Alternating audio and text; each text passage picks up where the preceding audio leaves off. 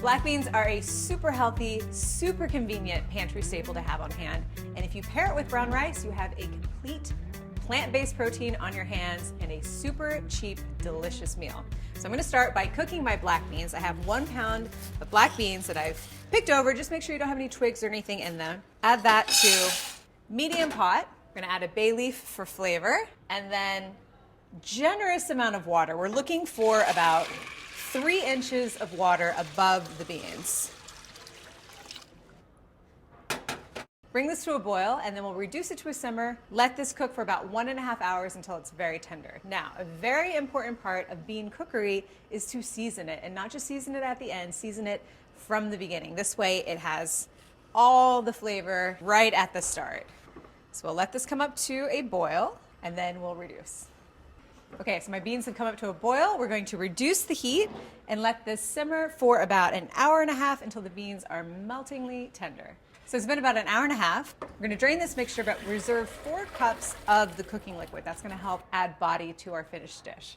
So I have the drained beans, the reserved cooking liquid. Let's get our delicious seasonings ready for the rest of the mixture. So my heat's on medium.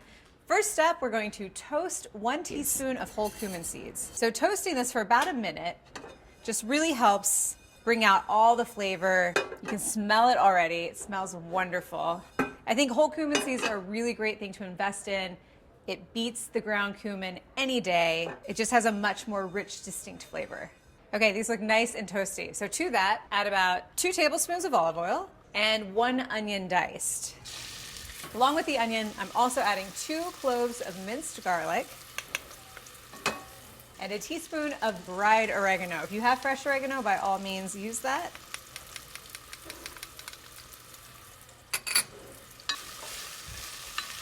Stir this up. We'll add a pinch of salt just to help the onions break down a little bit faster. And we'll let this cook until the vegetables are nice and tender, which will be about 6 minutes or so. Last but not least, the star of the show, 1 poblano that I diced up. Just remove the seeds and the stem. This is gonna add a nice, sort of mellow heat to our dish. Give that a stir. Season with a little bit of salt to help all the vegetables break down. And we'll cook this mixture until everything's tender, about 6 minutes or so. All right, so the veg are nice and tender. Let's add the beans and the reserved liquid here. So we're gonna give this a stir and let this simmer for about 20 minutes or so. The sauce is gonna thicken up a little bit. It's gonna become super flavorful. Kitchen's gonna smell amazing. Beans look great here. Give it a stir. Now, a great thing about this recipe is you can make this at the beginning of the week. You just have it on hand for lunch, dinner, even breakfast.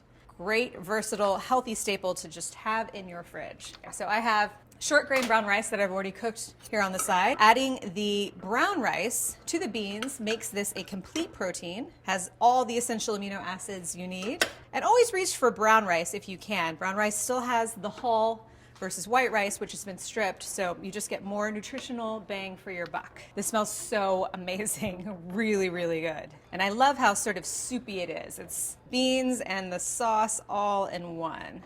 Now, for our toppings, instead of hot sauce, I'm gonna go with jalapeno slices. Just a few will do. I love the flavor of the fresh jalapeno. It's so bright. Nice amount of heat. Also gonna add some fresh cilantro, some queso fresco. So we'll just add a few crumbles of the queso fresco and our avocado moment, of course. Let's give this a try here. It smells incredible. Super simple, totally satisfying, and meatless. Can't wait for you to try it.